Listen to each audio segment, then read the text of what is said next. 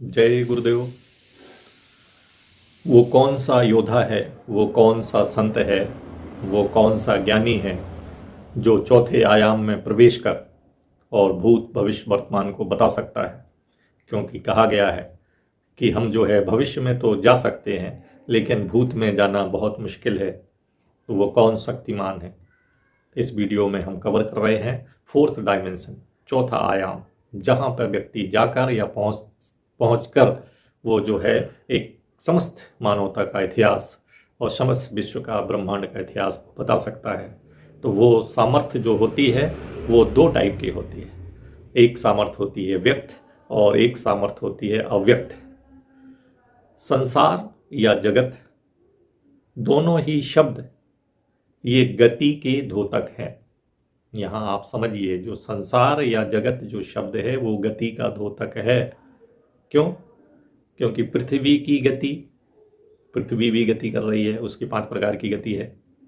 जीव मात्र की गति, जो जीव है उसमें भी गति है, जैसे हृदय की गति और नाड़ी की गति निरंतर चलती रहती है। गति जिस पिंड में रुकी, जिस भी पिंड में, चाहे मनुष्य पिंड में रुकी तो वो असमर्थ हो गया, अशक्त हो गया, अर्थात असमर्थता या असक्त था वो मृत्यु है। जबकि शक्तिमान होना वो एक जिंदा दिली है। तो जीवन एक गति है, प्राण भी गति है और प्राण जीवन का द्योतक है। कोई कहता है कि कुछ जड़ होते हैं, कुछ चेतन होते हैं, या चर होते हैं, अचर होते हैं। तो अचरों में गति नहीं होती है, जबकि अचरों में भी गति होती है। कहते हैं ये पेड़ अचर हैं, ये जहाँ उगाते वहीं खड़े रहते, कहीं नहीं जाते हैं। लेकिन पेड़ों में बीज में अंकुर फूटना, उनमें पत्तियां निकलना, उनमें फूल निकलना, ये गति का द्योतक है। तो वो अचर नहीं है। पत्थर में बोले, पत्थर में कोई गति नहीं है, पत्थर अचर है या जड़ है, जड़ है।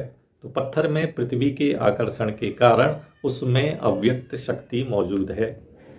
स्थूल पिंड जिससे पदार्थ बना है, कोई पिंड है जिससे पदार्थ बना है, उसके कणों में गति है। कणों में, कण जो है वो सजीव और अजीव, इसके 2 विभाग हैं। प्राणियों का सजीव सूक्ष्म, प्राणियों का जो सजीव सूक्ष्म जीव कणों से बना है।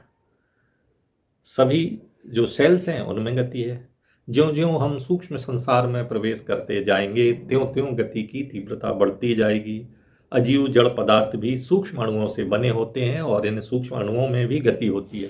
इसका एक प्रयोग वैज्ञानिकों ने देखा और उन्होंने पाया कि पानी के ऊपर तैरते हुए तेल के कणों में भी गति है।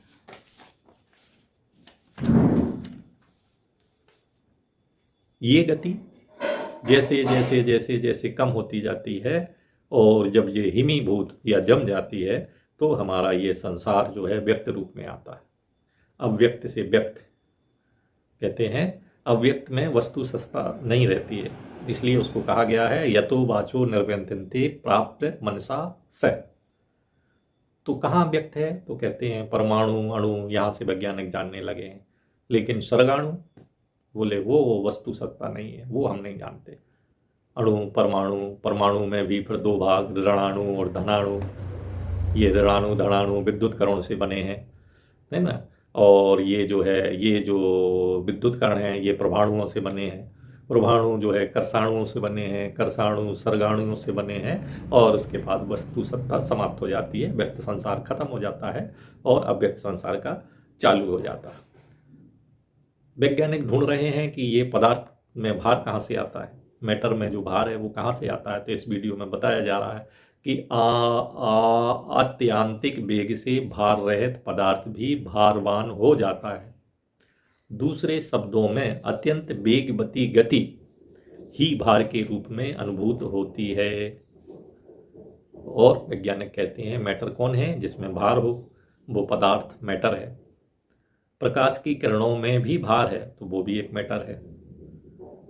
तो जो मूल कण, वैज्ञानिकों ने जो मूल कण ढूंढा है, जिसको वो कहते हैं गॉड पार्टिकल है, या उसके पहले जो क्वार्क हैं, या जो और हैं इलेक्ट्रॉन प्रोटॉन न्यूट्रॉन हैं, या जो लास्ट में उनका सबसे लास्ट उनकी खोज है गॉड पार्टिकल। तो मूल कण भी गति का ही एक हिमीभूत रूप है, सॉलिडेटेड स्टेट है।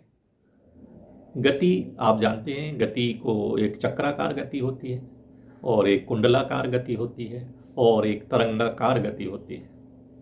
लेकिन हमारी इंद्रियां जिस गति के जिन रूपों का प्रभाव हमारे ऊपर पड़ता है वो प्रायः तरंग गति होती है। जैसे हमारे कानों में वायु के स्फुरण का जो प्रभाव पड़ता है वो तरंग रूप में है, त्वचा पर जो स्पर्श का प्रभाव है वो तरंग रूप में है। इसी प्रकार रस और गंध का भी हमारे ऊपर जो प्रभाव पड़ता है वो तरंग रूप में है ना।